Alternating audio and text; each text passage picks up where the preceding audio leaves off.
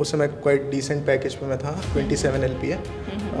तो hard decision तो था ही कि मतलब अच्छा खासा पैकेज छोड़ के इस लाइन में आना, पर because of job security so इस वजह से मैंने तैयारी पिछले मार्च में शुरू की थी और बाय गॉड्स ग्रेस मेरा इस बार हो गया। और रैंक जो है वो मेरी एक्सपेक्टेड से, जो मैं एक्सपेक्ट कर रहा था उससे काफ़ी अच्छी आई। सो एजुकेशनल बैकग्राउंड मेरा अच्छा रहा है ना, तो इस वजह से आई थिंक कि काफ़ी मुझे मदद मिली because being from ICSE board comprehension में उतनी दिक्कतें नहीं आई। और कॉम्प्रिहेंशन के अलावा बात करें अगर वोकैब की या ग्रामर की बात करें तो ग्रामर भी मेरी मतलब आपके लिए बहुत इजी होगी तब तो ग्रामर। हाँ, ग्रामर इजी थी काफ़ी, मतलब मुझे वहाँ से नहीं शुरू करना पड़ा कि वोकैब में मुझे ऑनेस्टली दिक्कत आई थी। हाँ ना, तो मुझे लगता है SSC की वोकैब जो है वो काफ़ी अच्छे लेवल की है भी।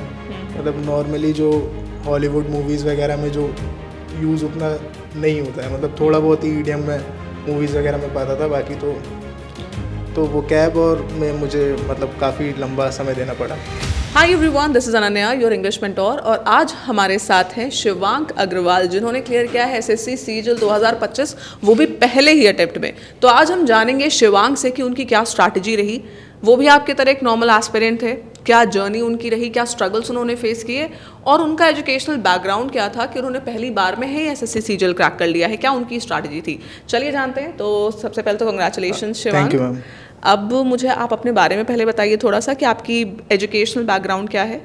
जी, सो जैसे कि आप जानते हैं मेरा नाम शिवांक अग्रवाल है और इस बार मेरी जो रैंक है वो 358 आई है और मुझे मेरी थर्ड प्रेफरेंस जो कि ASO CSS थी वो मिली हुई। मैं लखनऊ का रहने वाला हूँ और इससे पहले मैं फ़िज़िक्स पढ़ाता था IIT JEE और नीट के लिए। मैंने टीचिंग की शुरुआत 2022 में की थी। तो उस समय तो खैर मेरा पैकेज कम था और मेरा ये था कि मुझे टीचिंग लाइन में ही जाना है बिकॉज़ मैंने खुद भी IIT JEE की प्रिपरेशन कर रखी है।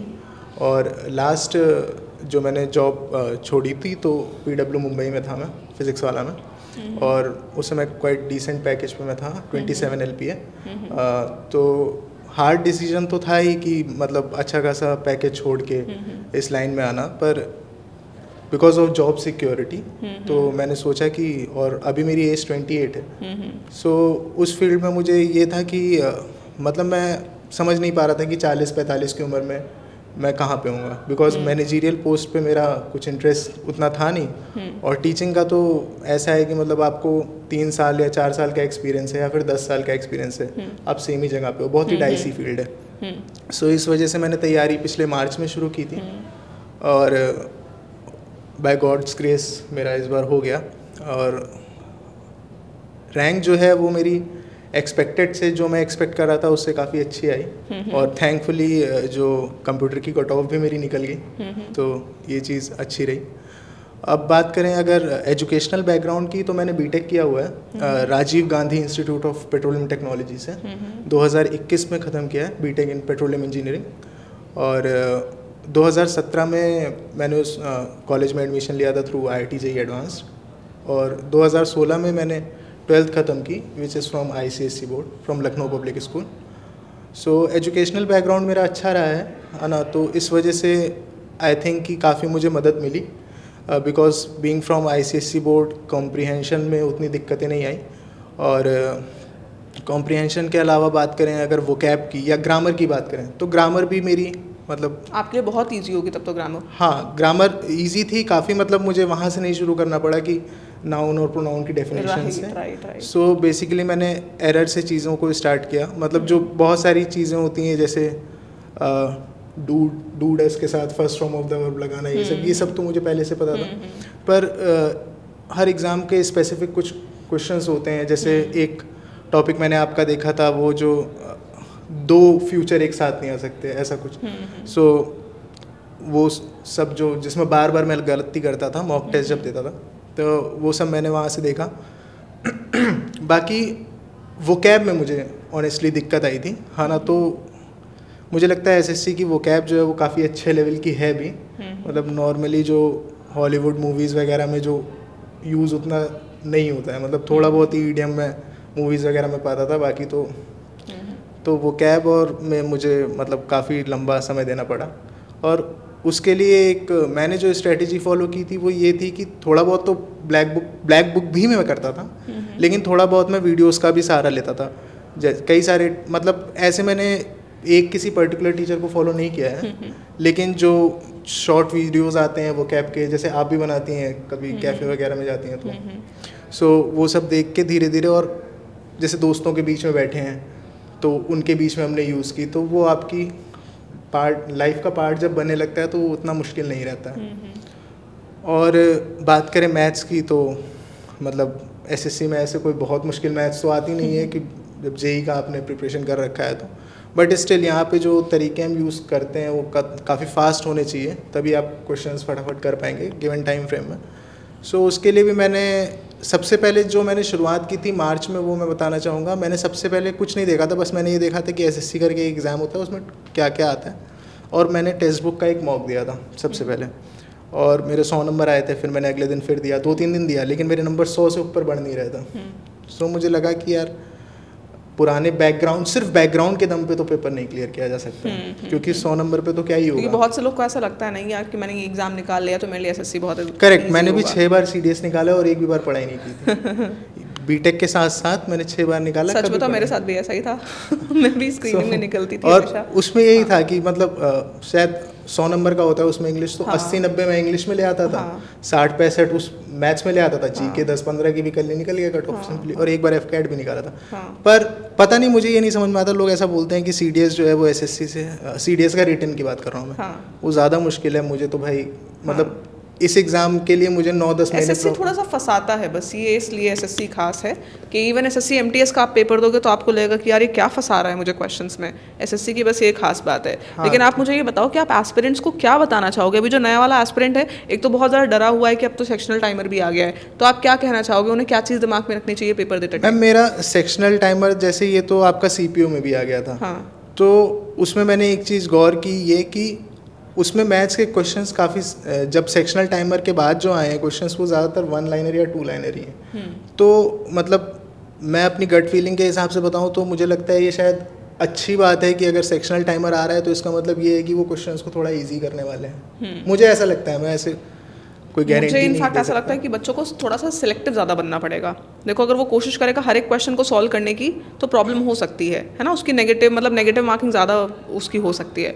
तो इस समय स्टूडेंट्स को फोकस करना चाहिए सिलेक्शन पे कि कौन से क्वेश्चन उसको सेलेक्ट करने हैं। 25 अगर क्वेश्चन उसके पास हैं, अगर उसको दिमाग में रख लिया कि 25 क्वेश्चन करने, तो क्या पता वो सारे को एक लाइन से अटेम्प्ट करने लगे, कुछ क्वेश्चन में वो रह जाए। हाँ, ये पहले से आपको इस बार इसी वजह से मुझे लगता है कई सारे बच्चों को कंप्यूटर में भी प्रॉब्लम हुई है।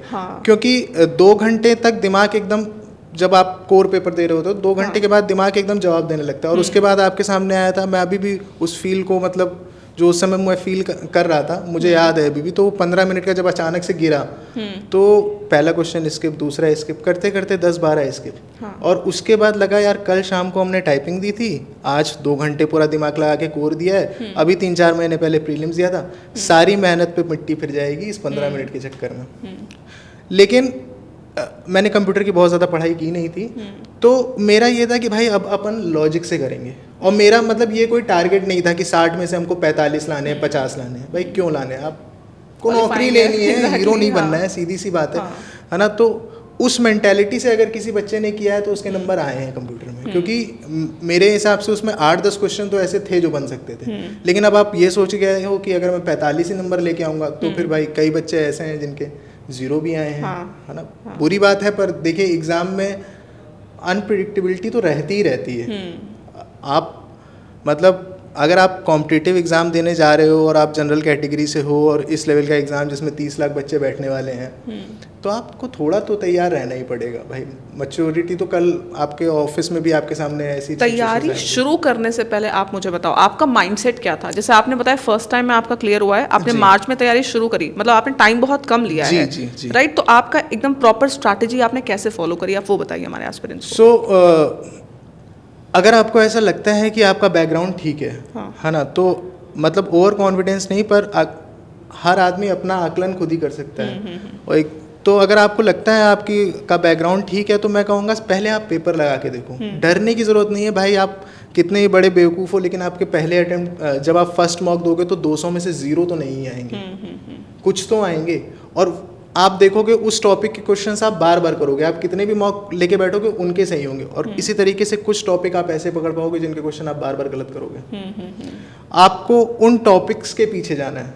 जैसे जब मैंने आसान शिफ्ट का शायद मैंने कोई प्रीवियस ईयर का पेपर उठाया था, तो जब मैंने इंग्लिश किया तो मुझे ये समझ में आ गया यार कॉम्प्रीहेंशन में क्यों लेके बैठूं, है ना। कॉम्प्रीहेंशन तो आप लोग भी जब पढ़ाते हो तो आप यही कहते हो कि बेटा प्रैक्टिस से धीरे धीरे आएगा। मैं तो यूट्यूब पे पढ़ाती नहीं हूँ कॉम्प्रीहेंशन, हाँ, कोई मतलब नहीं है बच्चे का टाइम वेस्ट करने का उसमें आप कुछ नहीं कर सकते, धीरे धीरे ही आएगा। हाँ। अब रही बात ग्रामर की, अगर मैं बात करूँ तो अब अगर किसी की स्पोकन इंग्लिश ठीक है, वो हॉलीवुड मूवीज देखता है, तो वो सेंटेंस देख के उसको वैसे ही समझ में आ जाएगा कि यार ये सेंटेंस कुछ अटपटा सा लग रहा है। हाँ।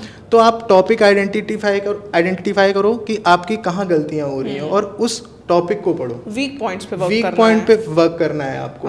ठीक है, जैसे मैथ्स है तो मैथ्स में कुछ टॉपिक्स ऐसे हैं, जैसे प्रॉफिट लॉस में एक आता है डिसऑनेस्ट शॉपकीपर का। सो उसमें आप कुछ भी डाल दो, मतलब लाइक टीचर का नाम XYZ और उसके आगे डिसऑनेस्ट शॉपकीपर डाल दो, आप उनकी 15-20 मिनट की वीडियो आ जाएगी, आप उसको देख के ख़त्म करो। अब आप लेके बैठोगे कि प्रॉफिट लॉस वन शॉट, वो आएगा 6 घंटे का वीडियो। और उसमें 1-1.5 घंटे वही बात बताई होंगी जो आप स्कूल में पढ़ चुके हो, तो और 1 घंटे 1.5 घंटे बाद आप फिर बोर हो जाओगे। तो जो नहीं आ रहा था आप वहाँ तक तो पहुँचे ही नहीं, है ना। तो इस तरीके से अगर आप तैयारी करोगे तो काफ़ी जल्दी चीज़ें हो जाएंगी। अब बात करते हैं उन बच्चों की जिन बच्चों का बैकग्राउंड बहुत वीक रहा है। ये बहुत सारे ऐसे बच्चे होते हैं कि अच्छे स्कूल से हैं पर ध्यान नहीं दिया पढ़ाई में, तब उस समय मतलब लफंडरे ही में थे हम, है ना, तो नहीं ध्यान दिया, तो फिर आप उस चीज़ को मानो, है ना। और फिर आप ये मत सोचो या मेरी बातें सुन के या किसी की बातें सुन के कि 6 महीने में SSC हो सकता है, 9 महीने में, भाई नहीं होगा। आप समझ लो 8, 9, 10th, 11th, 12th आप सिर्फ घूमे फिरे हो, आपने पढ़ाई नहीं की, आप वो 5 साल की चीज़ 6 महीने में कर लोगे? कैसे कर लोगे? ठीक है। और इंग्लिश तो ऐसी चीज़ है वो आते आते से आएगी, है ना, ऐसे अचानक से तो नहीं आएगी। और मैथ्स में भी जो है भाई धीरे धीरे आपकी कैलकुलेशन इंप्रूव होगी। आपको अगर टेबल ही नहीं याद है ना, तो फिर कैसे आप 6 महीने में SSC निकालोगे? पॉसिबल ही नहीं है। तो इस तरीके से मुझे लगता है चलना चाहिए। और अगर कोई बच्चा वीक है तो उसको प्रॉपर कोर्स करना चाहिए। आप किसी भी टीचर को पकड़ो जिसको आपको सही लग रहा है, और आप उनसे एक एक टॉपिक करके लाइन से सीक्वेंस। यही बात है कि प्रॉपर गाइडेंस, स्ट्रैटेजी, कंसिस्टेंसी और मेंटोरशिप, ये सब चीज़ अगर कॉम्बिनेशन है बच्चे के पास तो वो थोड़े टाइम में भी निकाल सकता है, वो 6 महीने में भी निकाल सकता है, और उसको 2-3 साल भी देने पड़ सकते हैं। बिल्कुल। The student should be prepared for anything, जी, है ना। तो इसमें ये भी नहीं है, मान लीजिए मेरी 4 सवाल नहीं होते, तो अब मैं क्योंकि 28 का हो चुका हूँ, 27 मेरी क्रॉस हो चुकी है, तो मैं ऑलरेडी लेवल 6 लेवल 7 के लिए एलिजिबल हूँ। ठीक है, तो अब मेरे 4 सवाल नहीं सही होते, मैं लिस्ट के बाहर था, तो मुझे भी करनी पड़ती। अब उसमें मैं ये नहीं सोच सकता हूँ ना कि मेरा पैकेज बहुत अच्छा था, बैकग्राउंड इतना अच्छा था। भाई कंपटीशन है, कुछ भी हो सकता है, तो आपको रेडी रहना पड़ेगा। राइट। एक फाइनल मैसेज दे दीजिए हमारे एस्पिरेंट्स के लिए जो इस साल पेपर देने वाले हैं, कि उन्हें क्या चीज़ दिमाग में रखनी चाहिए पेपर देने से पहले। मैं तो उनको यही बोलूँगा कि आप अपने आप को पहचानिए, है ना, आप कहाँ स्टैंड कर रहे हैं वहाँ से तैयारी को शुरू करिए, रियलिस्टिक होप्स रखिए, मॉक्स खूब सारे लगाइए। मैंने 150 मॉक्स दिए थे प्री के लिए और अराउंड 80 मॉक्स दिए थे मैंने मेंस के लिए। तो मॉक्स आप खूब सारे लगाइए। जब एग्ज़ाम करीब आ जाए तो आप एक दिन में 2-2, 3-3 मॉक भी लगा सकते हैं। जब एग्ज़ाम दूर है तो भी आप 1-2 मॉक तो लगाइए, है ना। जैसे टेक्स्ट बुक पे आप लगा सकते हैं, 1 मॉक लगा, 1 घंटे का होता है 1 मॉक, है ना। और अगर आपके जैसे जैसे आपके नंबर इंक्रीज़ होने लगेंगे वैसे वैसे आपका जो मॉक एनालिसिस का समय है वो कम होता जाएगा। जब आपके 100 नंबर आए हैं तो मतलब आपको आधा पेपर एनालाइज करके सीखना है, और जब आपके 160 आ गए तो फिर 40 ही नंबर का आपको एनालाइज करके सीखना है, तो समय कम लगेगा। इस तरीके से आप आगे बढ़ेंगे तो बिल्कुल आप सक्सेसफुल होंगे। Thank you so much Shivang. ये थे शिवांग, हमारे स्टार, हमारे सिलेक्टेड स्टूडेंट इस बार के SSC CGL 2025 के। तो आप भी सिलेक्शन ले सकते हैं, अगर शिवांग कर सकते हैं कुछ ही महीने में तो आपके पास भी टाइम है। अगर आप अभी से लग जाइए तो CGL 2026 इस बार आपका है। Thank you so much Shivang, and thank you so much students for watching.